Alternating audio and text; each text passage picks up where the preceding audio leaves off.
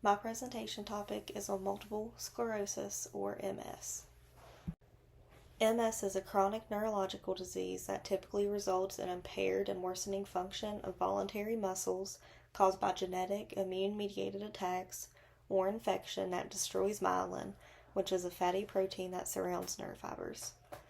Plaques can occur on demyelinated axons, leaving them unable to regenerate and causing irreversible damages. The areas most frequently affected are the optic nerves, chiasm and tracts, the cerebrum, the brainstem and cerebellum, and the spinal cord. The onset is typically between age 20 to 40, and it occurs twice as often in females.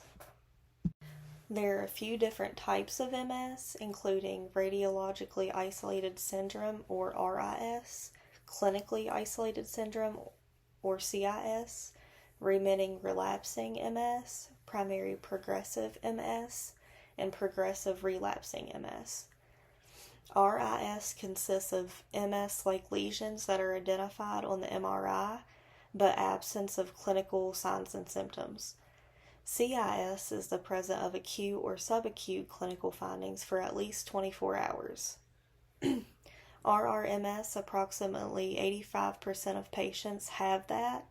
With each relapse, recovery is usually complete. However, residual defects may occur and accumulate over time, contributing to functional decline. Over time, most patients with RRMS move to secondary progressive form, in which disease progression occurs with or without relapses. In PPMS, approximately 15% of patients have that.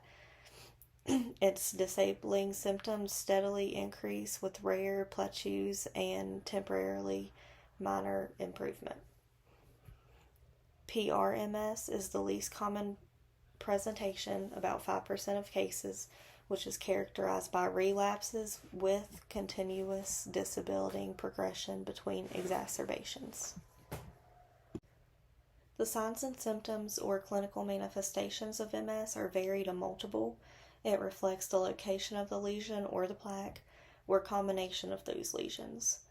Some clinical manifestations you may see include fatigue, depression, weakness, paresthesia or numbness, difficulty in coordination or loss of balance, muscle spasticity, pain, and visual disturbances including blurred vision, diplopia, and total blindness.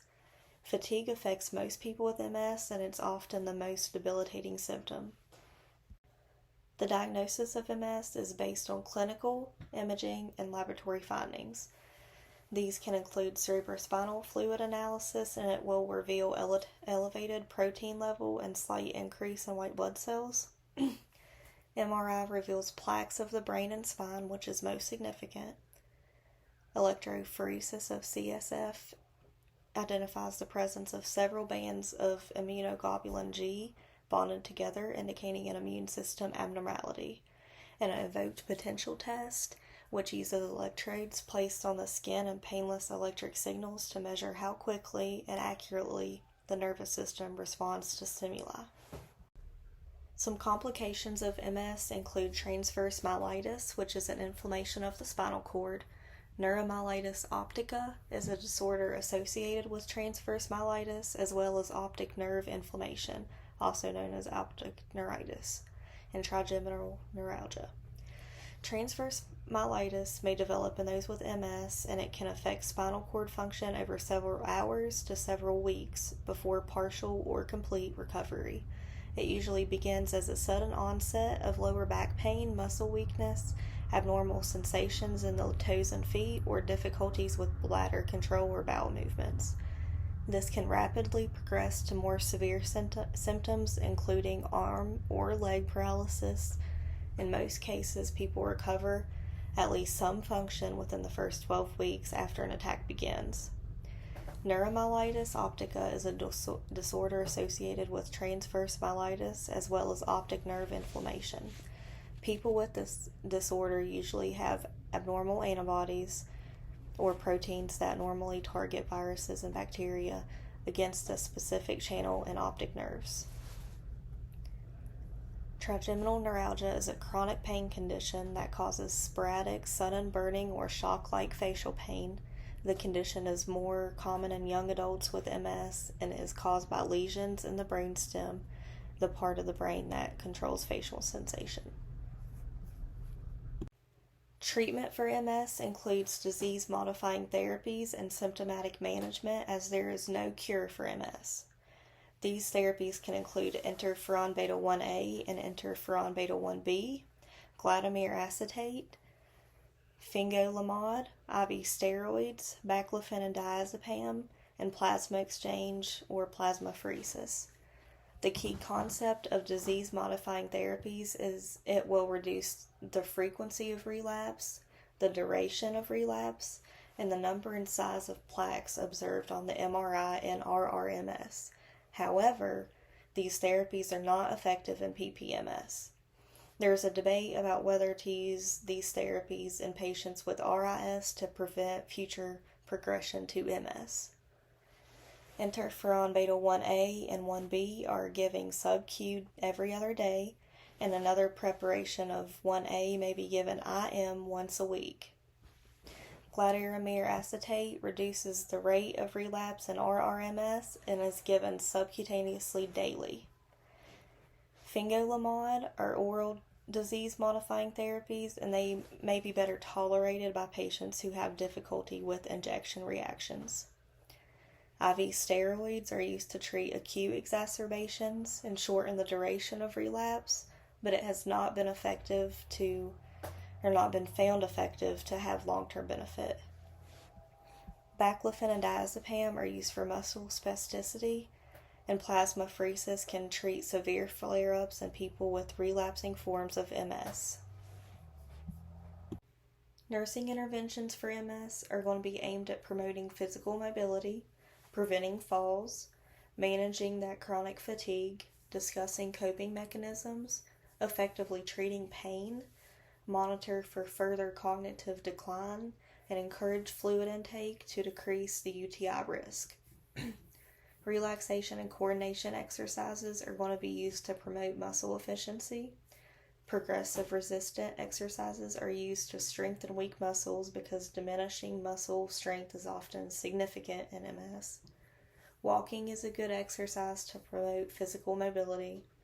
A stretch, hold, relax routine is helpful for relaxing and treating muscle spasticity. Instruct the patients to walk with their feet apart and to widen the base of support. Gait training may require assistive devices such as a walker, cane, brace, crutch, or parallel bars. You're going to want to reorient the client, place objects used daily in routine places, promote energy conservation by grouping care and planning frequent rest periods. Patient education for a client with MS is going to include telling them not to rush through exercise activity as it can trigger that muscle spasticity. Strenuous exercise is not advisable. Avoid alcohol and tobacco. Avoid stopping baclofen abruptly. Decrease the use of electronics prior to sleep. Avoid the 4 S's, which are going to trigger flare-ups: stress, sickness or sepsis, smoking, sun, and extreme heat. Very strenuous exercises are not advisable because it will raise the body temperature and will aggravate symptoms. They need to take the frequent rest periods. Heat increases fatigue. Air conditioning environment is recommended in at least one room.